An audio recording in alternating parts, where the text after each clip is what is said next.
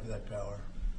Next, sir, this is a national security presidential memorandum that seeks to impose maximum pressure on the government of the Islamic Republic of Iran.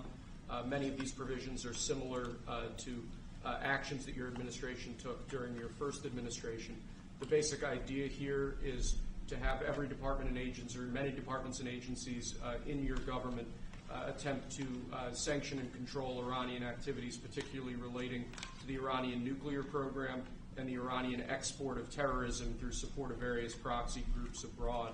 And the intent here is to give you all of the possible tools to, I'd say, engage with the Iranian government to ensure that going forward they're less of a malign actor on the world stage. So this is one that I'm torn about. Everybody wants me to sign it. I'll do that.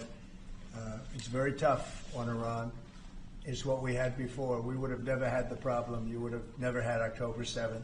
We would have never had the problem had the election gone a different way, which it should have. But this one, I think, more than made up for it. I think we're doing things, and it shows it more than made up for it, much more historic. The Iran situation, hopefully, I'm going to sign it, but hopefully we're not going to have to use it very much.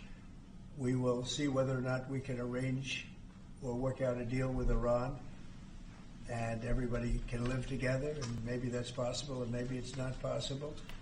So I'm signing this, and I'm unhappy to do it, but I really have not so much choice because we have to be strong and firm, and I hope that it's not going to have to be used in any great measure at all. It'd be great if we could have a Middle East and maybe a world at total peace. Right now you don't have that. When I left, you had peace all over the world, and now you have the world is blowing up. As you know, Bibi is coming in to see me later.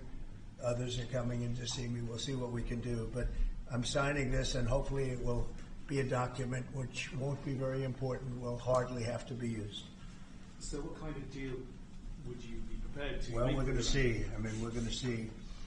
They cannot have a nuclear weapon. With me, it's very simple. Iran cannot have a nuclear weapon.